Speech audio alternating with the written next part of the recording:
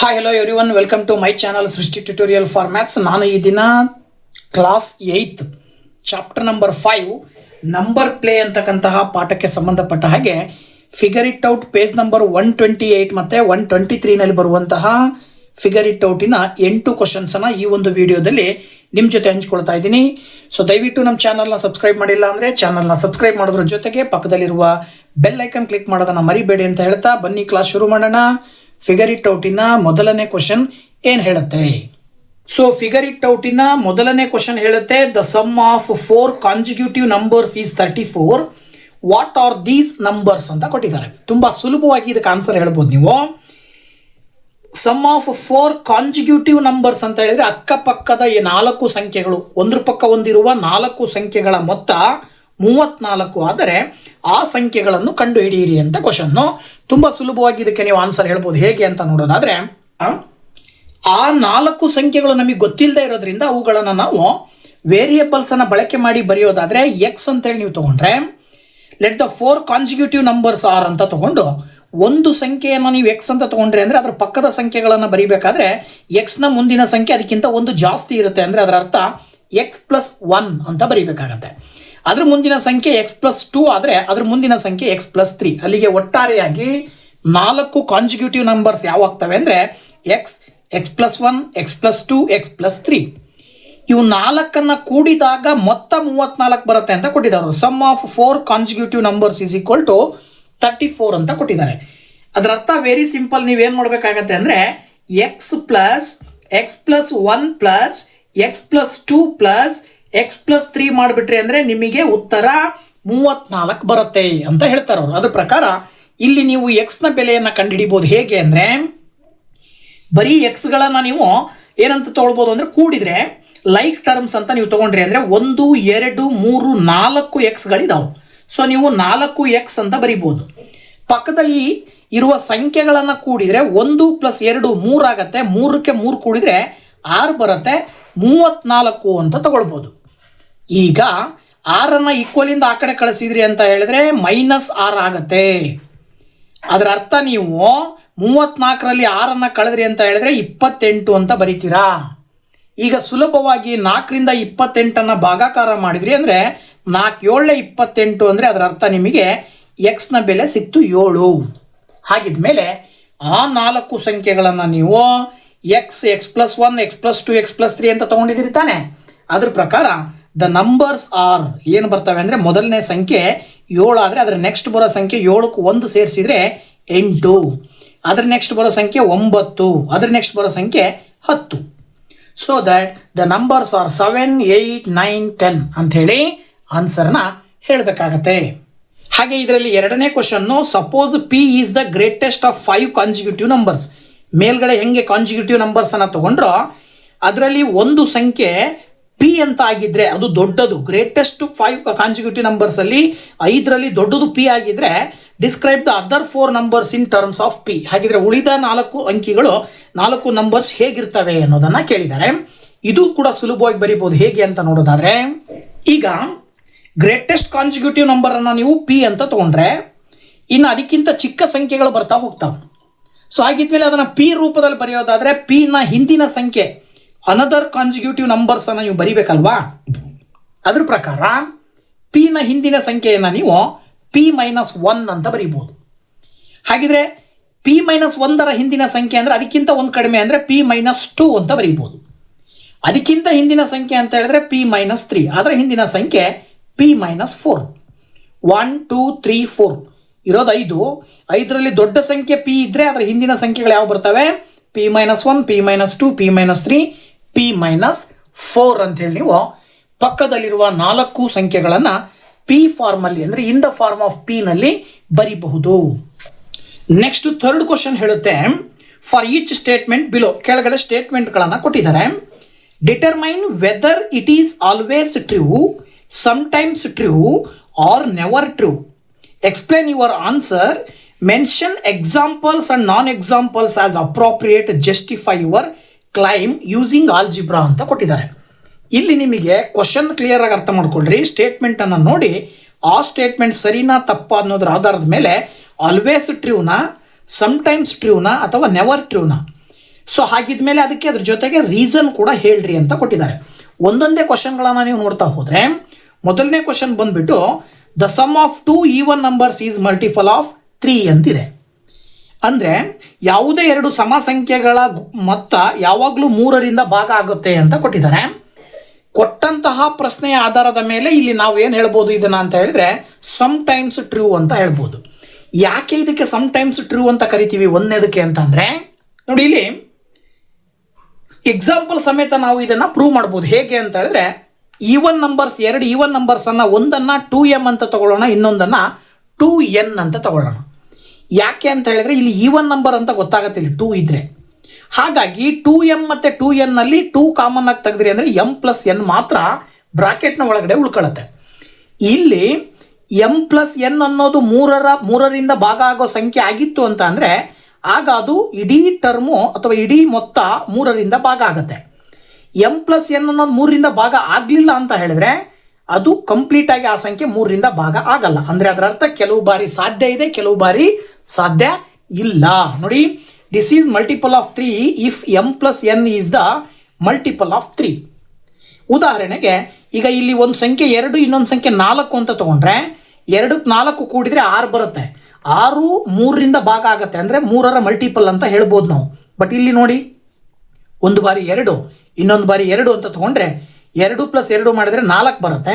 2 even ನಂಬರ್ನ ಕೂಡಿದಾಗ ಬಂದಂಥ 4 3ರಿಂದ ಭಾಗ ಆಗಲ್ಲ. ಅಂದರೆ ಕೆಲವು ಬಾರಿ ಸಾಧ್ಯ ಇದೆ, ಕೆಲವು ಬಾರಿ ಸಾಧ್ಯ ಇಲ್ಲ. ಹಾಗಾಗಿ ಸಮ್ ಟೈಮ್ಸ್ ಟ್ರೂ ಅಂತೇಳಿ ನೀವು ಆನ್ಸರ್ನ ಬರಿಬೇಕಾಗತ್ತೆ. ಹಾಗೆ ಸೆಕೆಂಡ್ ಸ್ಟೇಟ್ಮೆಂಟ್ ಹೇಳುತ್ತೆ, if a number is not divisible by 18 then it is also not divisible by 9. ಒಂದು ಸಂಖ್ಯೆ 18ರಿಂದ ಭಾಗ ಆಗಲ್ಲ ಅಂದಮೇಲೆ it is also not divisible by 9 ಅಂತ ಕೊಟ್ಟಿದ್ದಾರೆ. 9ರಿಂದನೂ ಕೂಡ ಭಾಗ ಆಗಲ್ಲ, ಸರಿನಾ ಅಂತ ಕೊಟ್ಟಿದ್ದಾರೆ.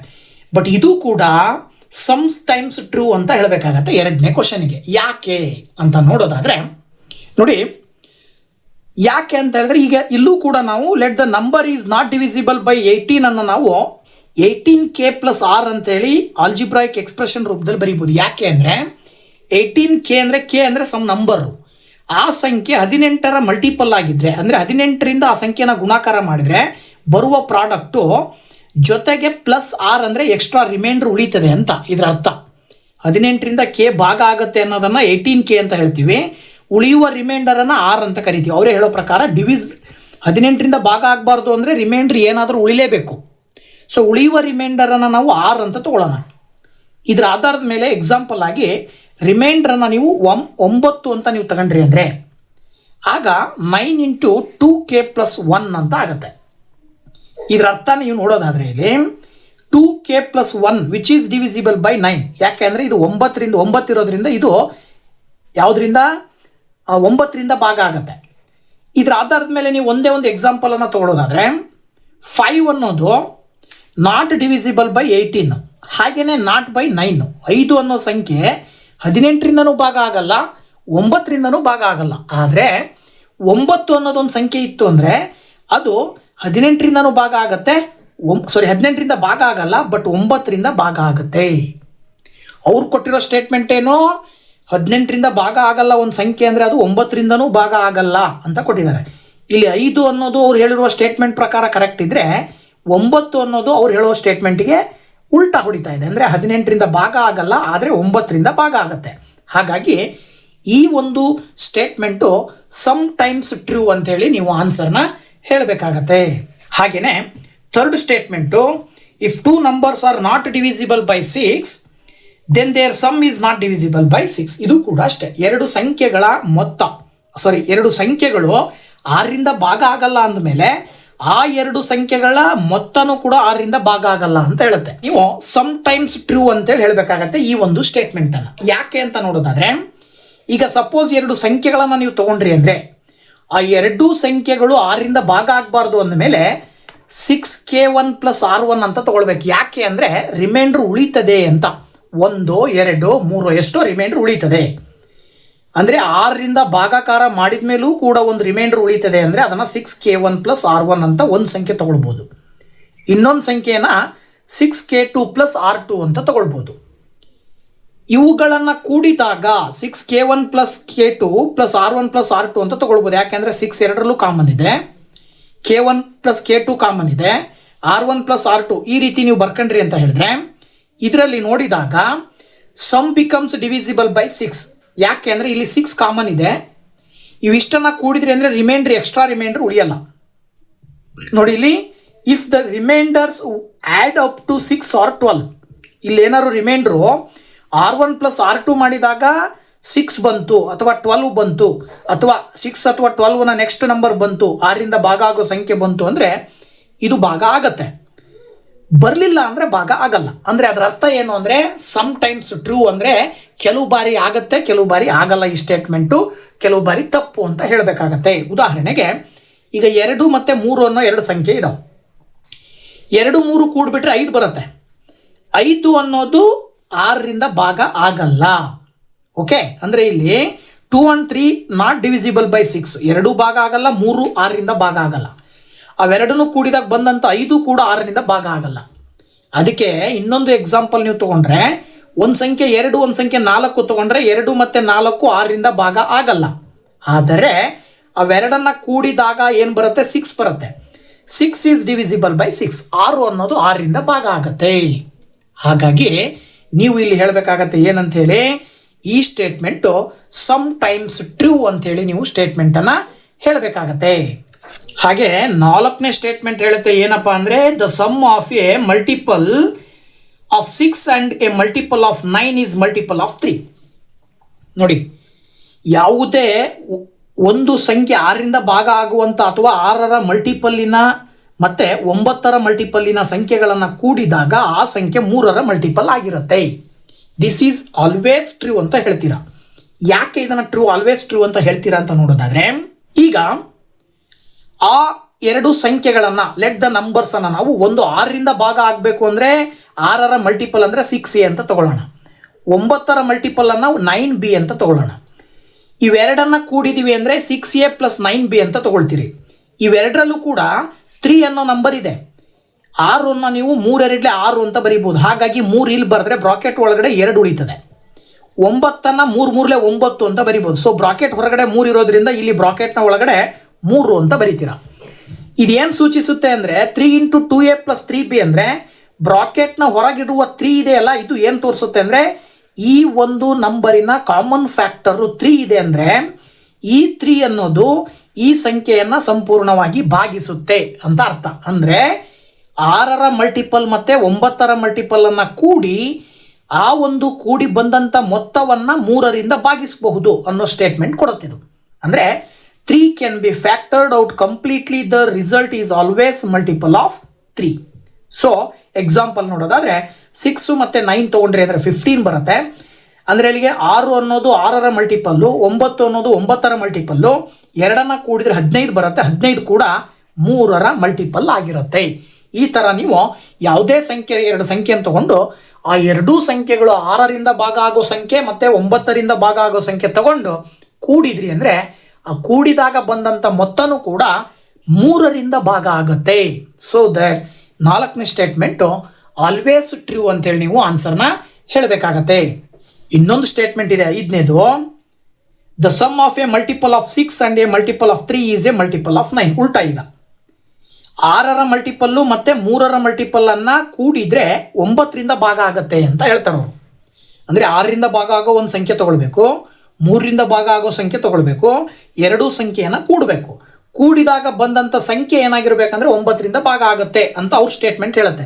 ಸೊ ಅವ್ರು ಹೇಳಿರುವ ಸ್ಟೇಟ್ಮೆಂಟ್ ಸರಿನಾ ತಪ್ಪ ನೋಡೋದಾದರೆ ಇದನ್ನು ನೀವು ಸಮ್ ಟೈಮ್ಸ್ ಟ್ರೂ ಅಂತ ಹೇಳಬೇಕಾಗತ್ತೆ. ಯಾಕಪ್ಪ ಅಂದರೆ ಈ ಉದಾಹರಣೆಗೆ ಎರಡು ನಂಬರ್ಸನ್ನು ನೀವು ಅವಾಗಲೇ ತಗೊಂಡ ಹಾಗೆ 6ರ ಮಲ್ಟಿಪಲನ್ನು 6a ಅಂತ ತಗೊಳ್ರಿ, 3ರ ಮಲ್ಟಿಪಲನ್ನು 3b ಅಂತ ತಗೊಳ್ರಿ.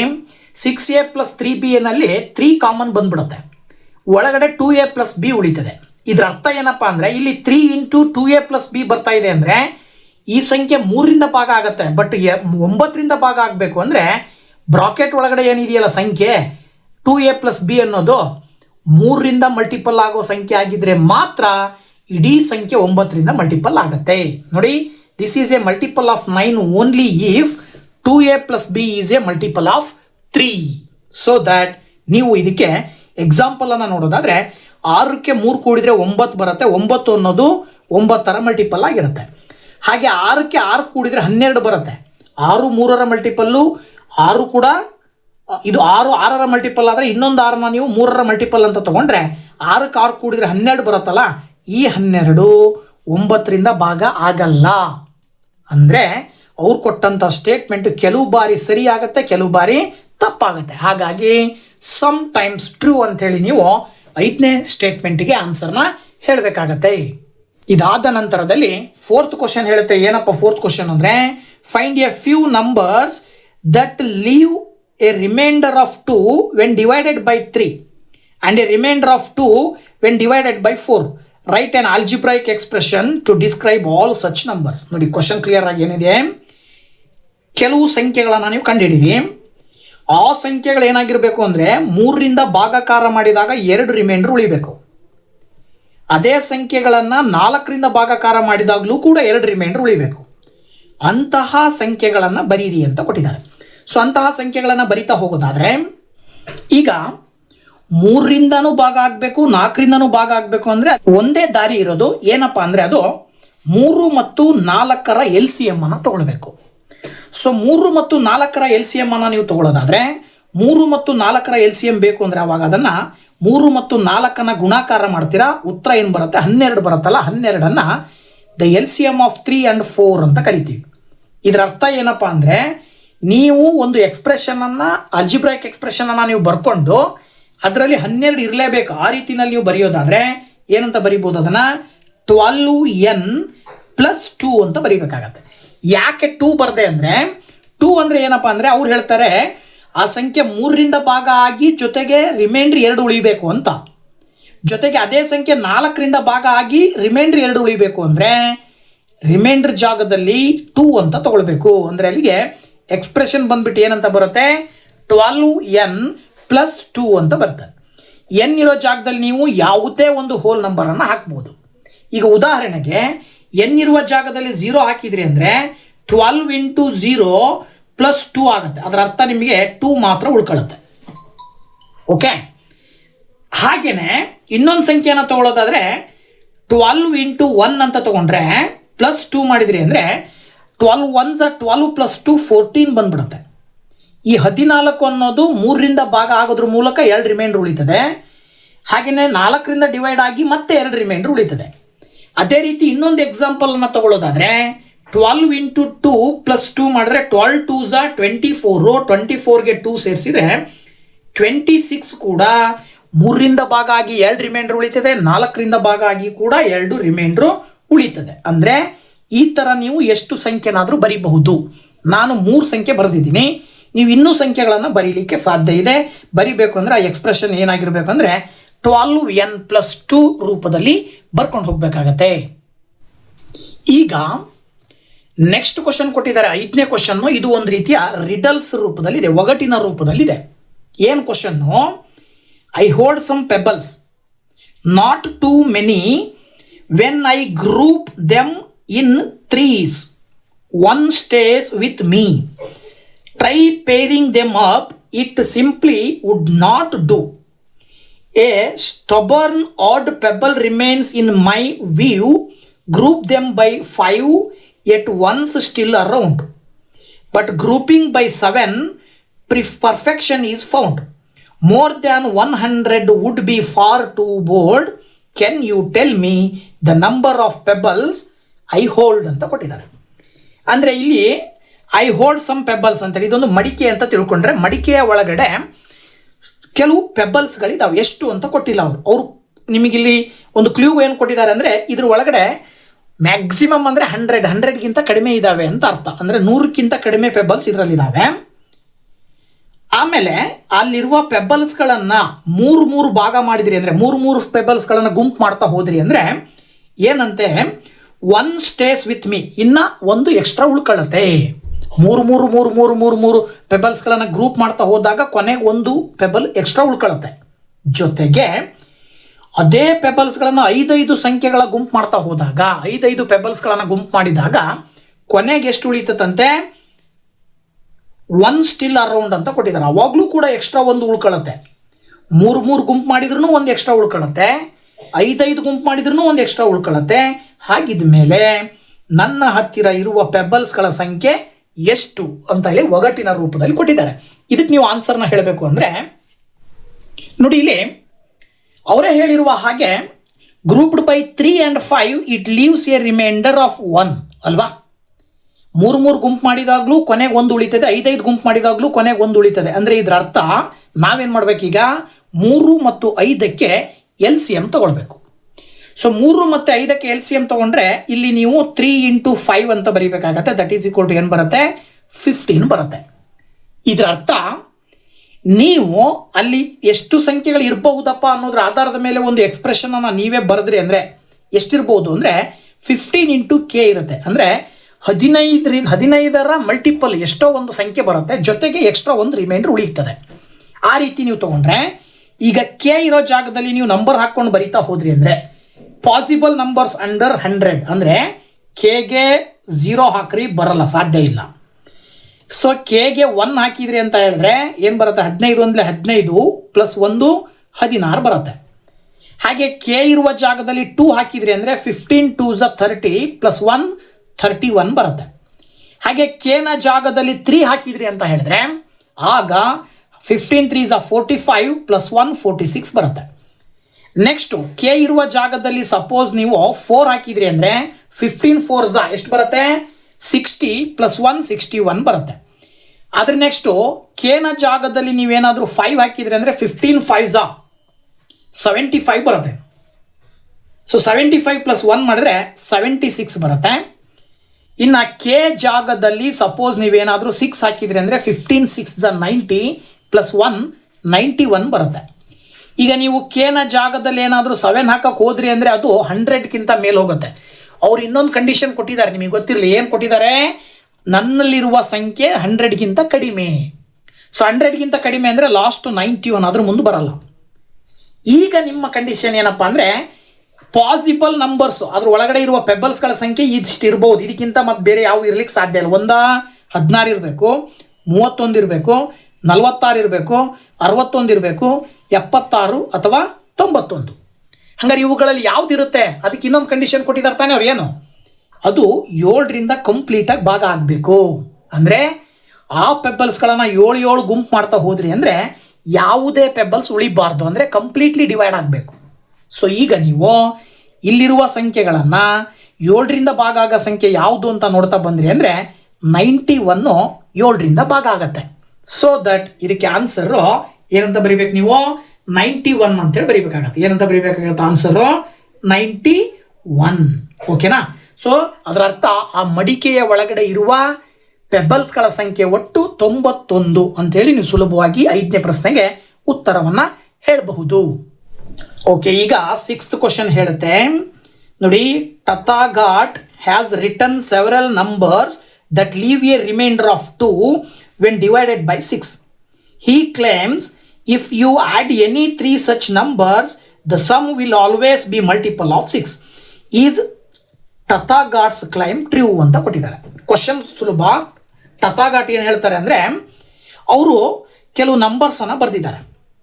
ಅವ್ರು ಬಂದಂಥ ನಂಬರ್ಸ್ಗಳೆಲ್ಲವೂ ಕೂಡ ಏನಾಗ್ತವೆ ಅಂದರೆ 6ರಿಂದ ಭಾಗಾಕಾರ ಮಾಡಿದಾಗ ರಿಮೈಂಡ್ರ್ 2 ಉಳಿತದೆ. ಹಾಗಿದ ಮೇಲೆ ಇವ್ರು ಮತ್ತೆ ಅದನ್ನೇ ಮುಂದೆ ಕಂಟಿನ್ಯೂ ಮಾಡಿ ಹೇಳ್ತಾರೆ, if you add any 3 such numbers, ಅಲ್ಲಿ ಬರೆದಂತಹ 3 ಸಂಖ್ಯೆಗಳನ್ನು ನೀವೇನಾದರೂ ಕೂಡಿದ್ರಿ ಅಂದರೆ, ಅಲ್ಲಿ ಬರೆದಂಥ 3 ಸಂಖ್ಯೆಗಳನ್ನು ನೀವು ಕೂಡಿದ್ರಿ ಅಂದರೆ ಏನಾಗತ್ತಂತೆ, sum will always be a multiple of 6. ಅದು ಯಾವಾಗಲೂ ಕೂಡ 6ರಿಂದ ಭಾಗ ಆಗೋ ರೀತಿಯಲ್ಲಿ ಇರುತ್ತೆ. ಹಾಗಿದ್ರೆ ಇವ್ರು ಹೇಳಿರುವ ಸ್ಟೇಟ್ಮೆಂಟ್ ಸರಿನಾ ಅಥವಾ ತಪ್ಪ ಅಂತ ಕೇಳಿದ್ದಾರೆ. ಸೊ ಇದಕ್ಕೆ ನೀವು ಆನ್ಸರ್ ಹೇಳೋದಾದರೆ ಇದಕ್ಕೆ ಆನ್ಸರ್ ಏನು ಹೇಳಬೇಕಾಗತ್ತೆ, ಎಸ್ ಅಂತ ಹೇಳಬೇಕಾಗತ್ತೆ. ಟಥಾಗಾಟ್ಸ್ ಕ್ಲೈಮ್ ಈಸ್ ಟ್ರೂ. ಯಾಕೆ? ಅವ್ರು ಏನು ಹೇಳ್ತಾರೆ, ಯಾವುದೇ ಸಂಖ್ಯೆಗಳನ್ನು ಅವ್ರು ಬರೆದಿದ್ದಾರಲ್ಲ, ಬರೆದಂಥ ಸಂಖ್ಯೆಗಳು 6ರಿಂದ ಭಾಗ ಆಗೋದ್ರ ಜೊತೆಗೆ 2 ಉಳಿಬೇಕು ಅಂದರೆ ಅವ್ರು ಬರೆದಂಥ ಸಂಖ್ಯೆಯನ್ನು ನಾವು ಎಕ್ಸ್ಪ್ರೆಷನ್ ರೂಪದಲ್ಲಿ ಬರೆದಾಗ 6k + 2 ಅಂತ ಬರೀಬೋದು. ಕೆ ಅಂತ ಹೇಳಿದ್ರೆ ಸಮ್ ಹೋಲ್ ನಂಬರ್ 1 2 3 4 ಏನಾರು ಹಾಕ್ಬೋದು. ಇದರ ಆಧಾರದ ಮೇಲೆ ಇಲ್ಲಿ ನೀವು ಅವ್ರು ಬರೆದಂತಹ ಸಂಖ್ಯೆಗಳನ್ನು ನೀವು ನೋಡೋದಾದರೆ ಯಾವ್ದು ಬರೆದಿರ್ಬೋದು ಅಂತ ನೋಡಿದ್ರೆ 6x + 2 ಅಂತ ಒಂದು ಸಂಖ್ಯೆ ಬರೆದಿರ್ಬೋದು, 6y + 2 ಅಂತ ಬರೀಬೋದು, ಹಾಗೆಯೇ 6z+2 ಅಂತ ಬರೀಲಿಕ್ಕೆ ಸಾಧ್ಯ ಇದೆ. ಇವು ಅವ್ರು ಹೇಳಿದ ಹಾಗೆ ಅವ್ರು ಬರೆದಿರುವಂತಹ ಸಂಖ್ಯೆಗಳಲ್ಲಿ ನಾವು ತಗೊಂಡಂತಹ 3 ಸಂಖ್ಯೆಗಳು. ಓಕೆನಾ? ನಾವು ತಗೊಂಡಂತಹ 3 ಸಂಖ್ಯೆಗಳನ್ನು 6x+2, 6y+2, 6z+2 ಅಂತ ತಗೊಳ್ಳೋಣ. ಇವು ಮೂರನ್ನು ಕೂಡಿದಾಗ ಕೂಡಬೇಕು ತಾನೆ ಈಗ ನಾವು. ಸೊ ನೋಡಿ, 6x+2 + 6y+2 + 6z+2 ಮಾಡಿದಾಗ ಏನು ಬರುತ್ತೆ ಸ್ವಲ್ಪ ಅಬ್ಸರ್ವ್ ಮಾಡಿದರೆ 6x ಇವು ಒಂದು ಲೈಕ್ ಟರ್ಮ್ಸ್ ಆಗೋದ್ರಿಂದ ಅಕ್ಕಪಕ್ಕದಲ್ಲಿ ಬರ್ಕೊಳ್ಬೇಕು. ಹಾಗೆ 6y 6z 2 2 2 ಕೂಡಿದರೆ 6 ಬರುತ್ತೆ. ಈಗ ಇವಿಷ್ಟರಲ್ಲೂ ಕೂಡ 6 ಕಾಮನ್ ಇದೆಯಲ್ವಾ? ಸೊ 6 ಕಾಮನ್ ಆಗಿ ಬ್ರಾಕೆಟಿಂದ ಹೊರಗೆ ತೆಗೆದು ಬಿಟ್ರೆ ಇಲ್ಲಿ x ಉಳಿತದೆ, ಇಲ್ಲಿ y ಉಳಿತದೆ, ಇಲ್ಲಿ z ಉಳಿತದೆ, ಕೊನೆಗೆ 1 ಉಳಿತದೆ. ಇದರ ಅರ್ಥ 6 ಅನ್ನುವಂತಹ ಒಂದು ನಂಬರಿನ ಪಕ್ಕದಲ್ಲಿ ಇದಿಷ್ಟು ಇದೆಯಲ್ಲ, ಇದನ್ನು ನೀವೇನಾದರೂ ಒಂದು ಸಂಖ್ಯೆ ಅಂತ ಕನ್ಸಿಡರ್ ಮಾಡಿದ್ರೆ, ಯಾವುದೋ ಒಂದು ಸಂಖ್ಯೆ, ಆ ಸಂಖ್ಯೆಯಿಂದ 6ನ್ನು ಗುಣಾಕಾರ ಮಾಡಿದಾಗ ಒಂದು ನಂಬರ್ ಬರುತ್ತೆ ಅಂದರೆ ಆ ನಂಬರು 6ರಿಂದ ಸುಲಭವಾಗಿ ಭಾಗ ಆಗತ್ತೆ. ಅಂದರೆ ಈ ನಂಬರು ಮಲ್ಟಿಪ್ಲೈಡ್ ಬೈ 6 ಅಂತ ಸುಲಭವಾಗಿ ಹೇಳ್ಬಹುದು. ಯಾಕೆ ಅಂದರೆ ಫ್ಯಾಕ್ಟರ್ 6 ಕಾಮನ್ ಆಗಿ ಬಂದಿರೋದ್ರಿಂದ. So that the total is multiplied by 6, it is always A multiple of 6.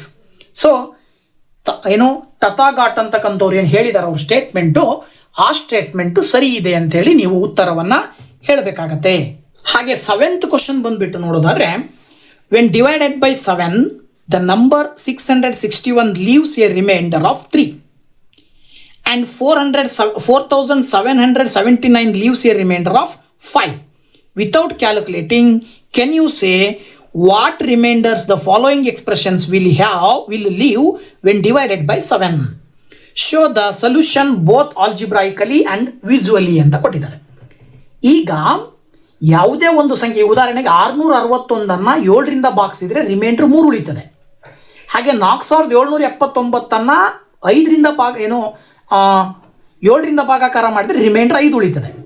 7ರಿಂದ ಎರಡೂ ಸಂಖ್ಯೆಗಳನ್ನು ಭಾಗಿಸಿದಾಗ 661 ಭಾಗಿಸಿದರೆ 3 ಉಳಿತದೆ, 4779 ಭಾಗಿಸಿದ್ರೆ 5 ಉಳಿತದೆ. ಅಂದಮೇಲೆ ಕೆಳಗಡೆ ಇರುವ ನಂಬರ್ಸ್ಗಳನ್ನು ಇದರ ಸಮ್ಮು ಇದನ್ನು ಕೂಡಿದಾಗ ಬಂದಂಥ ಸಂಖ್ಯೆಯನ್ನು ನೀವು 7ರಿಂದ ಭಾಗಿಸಿದರೆ ರಿಮೈಂಡರ್ ಎಷ್ಟು ಉಳಿತದೆ ಅಂತ ಹೇಳಬೇಕು. ಈ ಎರಡು ಸಂಖ್ಯೆಗಳನ್ನು ಒಂದರಲ್ಲೊಂದು ಕಳೆದಾಗ ಬಂದಂತಹ ಡಿಫ್ರೆನ್ಸ್ ಏನಿರುತ್ತೆ ಅದನ್ನು 7ರಿಂದ ಭಾಗಿಸಿದಾಗ ಏನು ನಂಬರ್ ಬರುತ್ತೆ ಅಂತ ಕಂಡುಹಿಡಿಬೇಕು. ಸೊ ಇದಕ್ಕೆ ನೀವು ಆನ್ಸರ್ ಹೇಳೋದಾದರೆ ನೋಡಿ, ಇಲ್ಲಿ ಅವರೇ ಹೇಳ್ತಾರೆ 661ಅನ್ನು ಡಿವೈಡೆಡ್ ಬೈ 7 ಮಾಡಿದ್ರೆ ರಿಮೈಂಡರ್ 3 ಬರುತ್ತೆ. ಹಾಗಿದ ಮೇಲೆ ನೀವು 661ಅನ್ನು ಏನಂತ ಬರಿಬೋದು ನೋಡಿದರೆ, 661ಅನ್ನು 7x+3 ಅಂತ ಬರಿಬೋದು ಎಕ್ಸ್ಪ್ರೆಷನ್ ರೂಪದಲ್ಲಿ ಬರೆದ್ರೆ. ಹಾಗೆಯೇ 4779 7ರಿಂದ ಭಾಗಿಸಿದ್ರೆ 5 ಉಳಿತದೆ ಅಂದಮೇಲೆ ಇದನ್ನೇನಂತ ಬರೀತೀರಿ, 7y+5 ಅಂತ ಬರೀತೀರಿ. ಈಗ ಈ ಎರಡು ಸಂಖ್ಯೆಗಳನ್ನು ಕೂಡಬೇಕು ಅಂದರೆ ಈಗ ನೀವು ವೆರಿ ಸಿಂಪಲ್ಲು ಈ ಜಾಗದಲ್ಲಿ 7y+5 ತೊಗೊಂಡ್ಬಿಡ್ರಿ, 661 ಜಾಗದಲ್ಲಿ 7x+3 ತೊಗೊಂಡ್ಬಿಡ್ರಿ. ಸ್ವಲ್ಪ ಅಬ್ಸರ್ವ್ ಮಾಡಿದ್ರೆ 7y+7x+5+3 ಮಾಡಿದ್ರೆ 8 ಬರುತ್ತೆ. ಈ 8ಅನ್ನು 7ರದ್ದು ಒಂದು ಗುಂಪು ಮಾಡಿ ಇನ್ನೊಂದು ಎಕ್ಸ್ಟ್ರಾ 1 ಉಳಿಸ್ಬೋದು. ಹೇಗೆ ನೋಡ್ರಿ, ಇಲ್ಲಿ 7y+7x+8ಅನ್ನು 7 ಅಂತ ಬರೆದು ಪಕ್ಕದಲ್ಲಿ 1 ಅಂತ ಬರೀರಿ, ಪ್ಲಸ್ ಹಾಕಿ. ಈಗ ಇವು ಮೂರಲ್ಲೂ ಕೂಡ 7 ಕಾಮನ್ ಇದೆಯಾ? ಸೊ ಮೂರಲ್ಲೂ 7 ಕಾಮನ್ ತೆಗೆದ್ರಿ ಅಂದರೆ ಬ್ರಾಕೆಟ್ನ ಒಳಗಡೆ ಇಲ್ಲಿ y ಉಳಿತದೆ, ಇಲ್ಲಿ x ಉಳಿತದೆ, ಇಲ್ಲಿ 1 ಉಳಿತದೆ, ಕೊನೆಗೆ ರಿಮೈಂಡರ್ 1 ಉಳಿತದೆ. ಅಂದರೆ ಆ ಸಂಖ್ಯೆ ಇವೆರಡನ್ನು ಕೂಡಿದಾಗ ಬರುವ ಮೊತ್ತ 7ರಿಂದ ಭಾಗ ಆಗೋದ್ರ ಜೊತೆಗೆ ಎಕ್ಸ್ಟ್ರಾ 1 ರಿಮೈಂಡರ್ ಕೊನೆಗೆ ಉಳಿತದೆ ಅಂತ ಅರ್ಥ. ಸೊ ದ್ಯಾಟ್ ನೀವು ಏನು ಹೇಳ್ಬೋದು ಅಂತ ಹೇಳಿದ್ರೆ, ದ ರಿಮೈಂಡರ್ ಏನಂತ ಬರೀತೀರಿ ನೀವು, ರಿಮೈಂಡರ್ ಈಸ್ 1 ಅಂತ ಬರೀಬೇಕಾಗತ್ತೆ. ಗೊತ್ತಾಯ್ತಲ್ಲ? ಯಾವಾಗ when the sum of these 2 numbers is divided by 7. ಈ ಎರಡು ಸಂಖ್ಯೆಗಳನ್ನು ಕೂಡಿ 7ರಿಂದ ಭಾಗಿಸಿದ್ರೆ ಕೊನೆಗೆ ರಿಮೈಂಡರ್ 7 ಉಳಿತದೆ ಅಂತ ಅರ್ಥ. ಹಾಗಿದ ಮೇಲೆ ಮೈನಸ್ ಮಾಡಿದಾಗ ಏನು ಬರುತ್ತೆ, ಇಲ್ಲೂ ಅಷ್ಟೇ 4779ಗೆ ನೀವು 7y+5 ತಗೊಳ್ರಿ, ಇಲ್ಲಿ ಪ್ಲಸ್ ಬರೆಯೋದ್ರ ಬದಲಾಗಿ ಮೈನಸ್ ಬರೆದು 7x-3 ತಗೊಳ್ರಿ. ನೋಡಿ, ಈಗ ನಿಮಗೆ ಏನಾಗುತ್ತೆ ಸುಲಭವಾಗಿ 7y ಮೈನಸ್ 7x, 5ರಲ್ಲಿ 3 ಕಳೆದ್ಬಿಟ್ರೆ ನಿಮಗೆ 2 ಬರುತ್ತೆ. ಈಗ ಇವೆರಡರಲ್ಲೂ 7 ಕಾಮನ್ ತೆಗೆದ್ರಿ ಅಂತ ಹೇಳಿದ್ರೆ y ಮೈನಸ್ ಎಕ್ಸ್ನ ಜೊತೆಗೆ ಪಕ್ಕದಲ್ಲಿ 2 ಉಳಿತದೆ. ಈ ಪಕ್ಕದಲ್ಲಿ 2 ಏನು ಉಳಿದಿದೆಯಲ್ಲ ಇದನ್ನು ನೀವು ರಿಮೈಂಡರ್ ಅಂತ ಕರಿಬೇಕಾಗುತ್ತೆ. ಸೊ ದ್ಯಾಟ್ ಇಲ್ಲೂ ಕೂಡ ನೀವು ರಿಮೈಂಡರ್ ಎಷ್ಟು ಬರುತ್ತೆ? Remainder is 2. ಯಾವಾಗ ರಿಮೈಂಡರ್ 2 ಬರುತ್ತೆ? When the difference between the 4779 minus 661 which is divided by 7 remainder is 2. Okay, so ಈ ಒಂದು ಫಿಗರ್ ಇಟ್ ಔಟಿನ ಕೊನೆಯ ಪ್ರಶ್ನೆ 8ನೇದು. Find a number that leaves a remainder of 2 when divided by 3. Question clear ಅರ್ಥ ಮಾಡ್ಕೊಳ್ರಿ. ಫೈಂಡ್ ಎ ನಂಬರ್, ನೀವು number ಕಂಡುಹಿಡಿಬೇಕು. ಆ ನಂಬರ್ ಏನಾಗಿರಬೇಕು ಅಂದರೆ that leaves a remainder of 2 when divided by 3. 3ರಿಂದ ಭಾಗಾಕಾರ ಮಾಡಿದ್ಮೇಲೆ ಕೊನೆಗೆ ರಿಮೈಂಡರ್ 2 ಉಳಿಬೇಕು. ಹಾಗೆಯೇ ಜೊತೆಗೆ 4ರಿಂದ ಭಾಗಿಸಿದ್ರೆ 3 ರಿಮೈಂಡರ್ ಉಳಿಬೇಕು. ನೋಡಿ, a remainder of 3 when divided by 4 and a remainder of 4 when divided by 5. What is the smallest such number? Can you give a simple explanation of why it is the smallest ಅಂತ. ನೋಡಿ, clear ಅರ್ಥ ಮಾಡ್ಕೋಬೇಕು. ನೀವು ತಗೊಳ್ಳುವ ಸಂಖ್ಯೆ 3ರಿಂದ ಭಾಗಿಸಿದ್ರೆ 2 reminder ಉಳಿಬೇಕು, 4ರಿಂದ ಭಾಗಿಸಿದ್ರೆ 3 remainder ಉಳಿಬೇಕು, ಹಾಗೆಯೇ 5ರಿಂದ ಭಾಗಿಸಿದ್ರೆ 4 reminder ಉಳಿಬೇಕು. ಅಂತಹ ಅತಿ ಚಿಕ್ಕ ಸಂಖ್ಯೆ ಯಾವುದು? ವೆರಿ ಸಿಂಪಲ್ ಆಗಿರುವ ಕ್ವಶನ್. ಸೊ ಇದಕ್ಕೆ ನೀವು ಆನ್ಸರ್ ಹೇಗೆ ಬರೀತೀರಾ ನೋಡೋದಾದ್ರೆ, ಈಗ ಅವರೇ ಹೇಳುವ ಪ್ರಕಾರ 3ರಿಂದ ಭಾಗ ಮಾಡ್ತೀವಿ, 4ರಿಂದ ಭಾಗ ಮಾಡ್ತೀವಿ, 5ರಿಂದ ಭಾಗ ಮಾಡ್ತೀವಿ ಅಂತ ಹೇಳ್ತಾರೆ. ಸೊ 3ರಿಂದ ಭಾಗ ಮಾಡಿದಾಗ ರಿಮೈಂಡರ್ 2 ಉಳಿಬೇಕು, 4ರಿಂದ ಭಾಗ ಮಾಡಿದರೆ ರಿಮೈಂಡರ್ 3 ಉಳಿಬೇಕು, 5ರಿಂದ ಭಾಗ ಮಾಡಿದರೆ ರಿಮೈಂಡರ್ 4 ಉಳಿಬೇಕು. ಅಂದರೆ ಅದರ ಅರ್ಥ ಕಾಮನ್ ಆಗಿ 3 ನಂಬರ್ಸು 3 ಫ್ಯಾಕ್ಟರ್ಸು ಆ ಸಂಖ್ಯೆನಲ್ಲಿ ಇರಬೇಕು. ಅಂದರೆ ನೀವು LCM ಆಫ್ 3, 4 ಆ್ಯಂಡ್ 5 ತೊಗೊಳ್ಬೇಕು. ಇವು 3 ಸಂಖ್ಯೆಯ LCM ಅನ್ನು ತೊಗೊಂಡ್ರೆ 3 × 4 × 5 ಮಲ್ಟಿಪ್ಲೈ ಮಾಡಿದ್ರೆ 3 × 4 × 5 ಮಾಡಿದ್ರೆ ದಟ್ ಈಸ್ ಈಕ್ವಲ್ ಟು 60. ಜೊತೆಗೆ ಈ 60ನಲ್ಲಿ ಏನು ಮಾಡ್ಬೇಕು? ಈಗ ನೀವು ಒಂದು ಸಂಖ್ಯೆಯನ್ನು ಕಳಿಬೇಕು. ಯಾಕಪ್ಪ ಅಂದರೆ, ಯಾಕೆ ಒಂದನ್ನು ಕಳಿಬೇಕು ಅಂತ ಹೇಳಿದ್ರೆ, ನೀವು ಅತ್ಯಂತ ಚಿಕ್ಕ ಸಂಖ್ಯೆಯನ್ನು ಹೇಳ್ರಿ ಅಂತ ಹೇಳಿದ್ದಾರೆ ಅವರು. ಸೊ 60ಕ್ಕಿಂತ ಕಡಿಮೆ ಇರೋ ಸಂಖ್ಯೆ ಇರಬೇಕು. 60ಕ್ಕಿಂತ ಕಡಿಮೆ ಇರೋ ಸಂಖ್ಯೆ ಅಂದರೆ 1. ಅತಿ ಚಿಕ್ಕ ಸಂಖ್ಯೆಯನ್ನು ಲೆಸ್ ಮಾಡಬೇಕಂದ್ರೆ 1. So the smallest such number is 60 minus 1 that is equal to 59 ಅಂತೇಳಿ ನೀವು ಆನ್ಸರ್ ಬರೀಬೇಕಾಗತ್ತೆ. ಯಾಕೆ ಬಂತಪ್ಪ ಹಂಗಾರೆ 59 ಸರಿನಾ ನೀವು ಹೇಳೋ ಪ್ರಕಾರ? ಈ 59ಅನ್ನು 3ರಿಂದ ಭಾಗಿಸಿದ್ರೆ 2 ರಿಮೈಂಡರ್ ಬರುತ್ತಾ? 4ರಿಂದ ಭಾಗಿಸಿದ್ರೆ ಬರುತ್ತಾ 3 ರಿಮೈಂಡರ್ ಬರುತ್ತಾ? 5ರಿಂದ ಭಾಗಿಸಿದ್ರೆ ಎಷ್ಟು 4 ರಿಮೈಂಡರ್ ಬರುತ್ತಾ ಅಂತ ಚೆಕ್ ಮಾಡೋದಾದ್ರೆ ಇಲ್ಲೇ ಚೆಕ್ ಮಾಡ್ಕೊಬೋದು ನೀವು. ಹೇಗೆ ನೋಡ್ರಿ, ಇಲ್ಲಿ 59ಅನ್ನು 3 × 19 ಮಾಡಿದರೆ ಎಕ್ಸ್ಟ್ರಾ +2 ಉಳ್ಕೊಳ್ಳುತ್ತೆ. ಯಾಕೆಂದರೆ 19 3 ಮಾಡಿದರೆ ನಿಮಗೆ 57 ಬರುತ್ತೆ, +2 ಸೇರಿಸಿದ್ರೆ 59. ಅವರೇ ಹೇಳೋ ಪ್ರಕಾರ 3ರಿಂದ ಭಾಗಿಸಿದ್ರೆ ರಿಮೈಂಡರ್ 2 ಉಳಿಬೇಕು. So that 59 leaving a remainder of 2 which is divided by 3. ಅದೇ ಸಂಖ್ಯೆಯನ್ನು 4ರಿಂದ ಭಾಗಿಸೋದಾದರೆ 14ರಿಂದ 59 ಭಾಗ ಆಗೋದ್ರ ಜೊತೆಗೆ 3 ಉಳಿತದೆ. ಸೊ ನೋಡಿ, 14 4 ಮಾಡಿದರೆ ನಿಮಗೆ 50 ಎಷ್ಟು 4 × 14 ಮಾಡಿದರೆ ನಿಮಗೆ 56 ಬರುತ್ತೆ, +3 ಮಾಡಿದ್ರೆ 59. ಅದರ ಅರ್ಥ 59 leaving a remainder of 3 which divided by 4. ಹಾಗೆಯೇ 59ಅನ್ನು 5ರಿಂದ ಭಾಗಿಸೋದಾದರೆ 11 5 ಮಾಡಿದ್ರೆ 55 ಬರುತ್ತೆ, +4 ಉಳ್ಕೊಳ್ಳುತ್ತೆ. So that 59 leaving a remainder of 4 which divided by 5 ಅಂತೇಳಿ ಆನ್ಸರನ್ನು ಬರಿಬೇಕಾಗತ್ತೆ. ಓಕೆನಾ? ಸೊ ಈ ಒಂದು ವಿಡಿಯೋದಲ್ಲಿ ನಂಬರ್ ಪ್ಲೇ ಅಂದರೆ ಇದು ಒಂದು ರೀತಿಯಲ್ಲಿ ಆಟದ ರೂಪದಲ್ಲೇ ಇದಾವೆ ಕ್ವಶನ್ಸು. ಸೊ ಈ ರೀತಿ ಆಟದ ರೂಪದಲ್ಲಿರುವ ಪ್ರಶ್ನೆಗಳನ್ನು ಫಿಗರ್ ಇಟ್ ಔಟಿನ ಅಂದರೆ ಪೇಜ್ ನಂಬರ್ 122 ಮತ್ತು 123ನಲ್ಲಿ ಬಂದಂತಹ ಎಲ್ಲ ಕ್ವಶನ್ಸ್ಗೆ ಎಕ್ಸ್ಪ್ಲನೇಷನ್ ಒಂದಿಗೆ ಸಂಪೂರ್ಣವಾಗಿ ಸೊಲ್ಯೂಷನ್ ಅಂದರೆ ಆನ್ಸರ್ ಹೇಗೆ ಹೇಳೋದು ಅನ್ನೋದನ್ನು ತಿಳಿಸಿದ್ದೀನಿ. ಸೊ ವಿಡಿಯೋ ಇಷ್ಟ ಆದರೆ ಲೈಕ್ ಮಾಡಿ, ಶೇರ್ ಮಾಡಿ, ಹಾಗೆ ಕಮೆಂಟ್ ಮಾಡಿ ಅಂತ ಹೇಳ್ತಾ ಇದೇ ಚಾಪ್ಟರಿನ ನೆಕ್ಸ್ಟ್ ಫಿಗರ್ ಇಟ್ ಔಟ್ನೊಂದಿಗೆ ಮತ್ತೆ ಬರ್ತೀನಿ. ಅಲ್ಲಿ ತನಕ ವೆಯ್ಟ್ ಮಾಡ್ತಾ ಇರಿ ಅಂತ ಹೇಳ್ತಾ once again thank you very much. Bye bye.